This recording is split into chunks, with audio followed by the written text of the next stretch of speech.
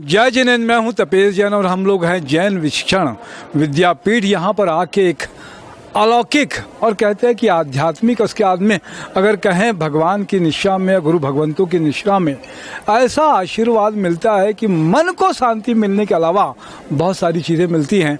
परम पूज्य डॉक्टर मनीष सागर जी महाराज साहब की निष्ठा में ये एक शिविर चल रहा है 22 से लेकर 28 तक का। हमारे साथ में परम पूज्य श्री विनम्र सागर जी महाराज हैं। क्या कुछ इस शिविर में जो इनर हैप्पीनेस है, कैसे इनर हैप्पीनेस मनुष्य में आएगी? इनर हैप्पीनेस तो अंदर है ही सही। वास्तव में तो हमारे जो तनाव हमने ऊपर से ओढ़ लिया है भौतिकता की चकाचौंध में, हमको चाहिए कि एक भूख लगी हुई है, उस चाहिए कि भूख के कारण हमारा इनर हैप्पीनेस खो गया है। अब वो भूख कैसे मिटे, बस वही टेक्निक बताएंगे हम यहाँ पर, और बताई जा रही है। सिर्फ इस 2-3 दिन के शिविर में भी 5 दिन चलने वाला है। 2 दिन में ही उनको समझ में आता है बच्चों को कि हम बेफालतू में दौड़ रहे हैं, क्योंकि उनको मृत्यु बोध ही नहीं है। उन्हें लगता है कि मुझे अब तो हजारों साल जीना है। जब उनको समझाया जाता है कि भाई मृत्यु बोध, सामने आपको एक दिन मरना है, तो मरना तो क्या लेके जाओगे आप यहाँ से, तो जो लेके जाओगे उसके लिए कितना प्रयास कर रहे हो और जो छोड़ के जाओगे उसके लिए कितना प्रयास कर रहे हो। तो सारा प्रयास किसके लिए चल रहा है हमारा? जो छोड़ के जाएंगे उसके लिए, और जो लेके जाएंगे उसके कोई प्रयास ही नहीं है। जब उनको ये अवेयरनेस आती है कि मुझे लेके भी कुछ जाना है, पुण्य भी करना है, और अभी तक वो बोलते थे मुझे IIT, नीट, जी ऐसा सब प्राप्त करना, अब वो बोलते हैं मुझे अच्छा इंसान बनना है। अब तक बोलते थे मुझे डॉक्टर इंजीनियर बनना है, लेकिन इस शिविर से बोलने लगे कि हमको डॉक्टर इंजीनियर बनने के पहले एक अच्छा इंसान बनना है। तो ये उनके अंदर सबसे बड़ा परिवर्तन है, और इस सृष्टि को पूरे को एक अच्छे इंसान की जरूरत है। क्या कुछ और टेक्निक बताते हैं आपकी, किस तरीके की क्या शिक्षा? जेनोलॉजी पे तो होता ही है काम, तो जेनोलॉजी के आधारभूत सिद्धांतों में क्या चीज़ें होती है? सबसे बड़ी बात है कि हमारे अंदर जो वासनाएं पड़ी हुई है, कामनाएं पड़ी हुई है, इच्छाएं पड़ी हुई है, क्रोध, मान, माया, लोभ पड़ा हुआ है, उसके कारण हम परेशान होते हैं। कमरे में चूहा पड़ा हुआ है और ऊपर से रूम स्प्रे डाल रहे हैं हम। अब रूम स्प्रे कितनी देर काम करेगा? वास्तव में तो जो अंदर मरा हुआ चूहा है उसको बाहर फेंकना पड़ेगा, और वो मरा हुआ चूहा कौन है? हमारे अंदर की कामनाएं, वासनाएं, इच्छाएं। तो उसको ढूंढ के कैसे हम बाहर निकाल दें। फिर आपको रूम स्प्रे की जरूरत नहीं है, आपको आर्टिफिशियल सुख की जरूरत नहीं है। फिर किसकी जरूरत है? अंदर हैप्पीनेस है ही सही, अंदर, बाहर से नहीं डालना है, बस अंदर जो है उसको प्रकट करना है। वही टेक्निक यहाँ पे सिखाई जा रही है।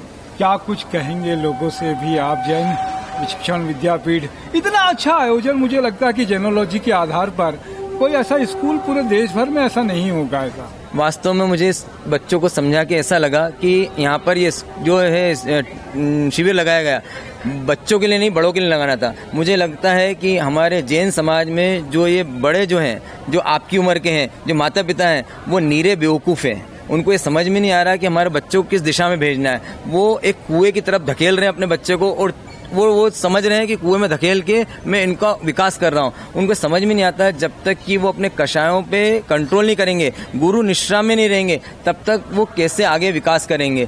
तो गुरु निष्ठा में लेने के लिए दीक्षा लेनी पड़ती है। दीक्षा न ले सके कोई व्यक्ति तो कम से कम गुरु निष्ठा में हम यहाँ पर रंगीन कपड़ों में उनको साधु बनाने की प्रैक्टिस कर रहे हैं। जब ये जाएंगे, और एक साधु ही अपने माता पिता की सेवा कर सकता है, और हो सकता है भविष्य में ये बच्चे ही ऐसे बने जो कि इनको इतनी सेवा करें, तब उनको सब पता चलेगा विचक्षण विद्यापीठ में हमने जो 5 दिन का शिविर भेजा था वो कितना उपयोगी हुआ। और इनको समझाने की ज़रूरत है वैसे तो माता पिताओं को कि भाई हम उनको किस तरफ भेज रहे हैं। 2-4 बार आके इनकी काउंसलिंग करना पड़ेगी, और अगला शिविर हम माता पिताओं को लेना चाहते हैं। हमको लगता है कि उनकी बुद्धि को वॉश आउट करना बहुत ज़रूरी है, ना कि बच्चों की। वो तो बिल्कुल नाजुक हैं, उनके अंदर तो सब चीज़ें जल्दी से घुस जाती है। इनकी बुद्धि में बहुत मोटे मोटे लेयर चढ़ी हुई है, उस लेयर को धोने के लिए अगला शिविर माता पिता का रखने वाले हैं। अभी जैन विशिक्षण विद्यापीठ की जो कल्पना है जो मनीष सागर महाराज साहब की, क्या कुछ कहेंगे इस विद्यापीठ को देखने के बाद में? ये 14 एकड़ का कैंपस और इतनी सारी चीज़ें, ये सब उन्होंने इसी सोच से बनाया है कि आने वाले भविष्य में ये बच्चे शांत बने, तनावग्रस्त न बने, सुसाइड न करें, टेंशन में न रहें, डिप्रेशन में न रहें, बीमार ना हो। इसके लिए सब बनाया हुआ था विचक्षण विद्यापीठ। और यहाँ पर जो बच्चे पढ़ रहे हैं और जो आगे पढ़ने वाले हैं, तो आने वाला समय बताएगा कि ये एक बहुत बड़ा युग का, नए युग का शुरुआत हो रही है यहाँ से। और आने वाले 10 सालों में इस युग की जो शुरुआत हुई है विचक्षण विद्यापीठ में, वो समझ में आएगी लोगों को। उसके बाद हमें कुछ कहना नहीं पड़ेगा, वो लोग कहेंगे, हम तो सिर्फ मौन होकर देखेंगे उस समय। आपने दिया, आपका आशीर्वाद हम सब लोग को मिलता रहे इसी तरीके का। आप जब कभी भी आएँ, केवल धाम राजधानी रायपुर से 12-15 किलोमीटर दूर पे ही है, कुमारी रोड पर, जैन विशिक्षण विद्यापीठ पर।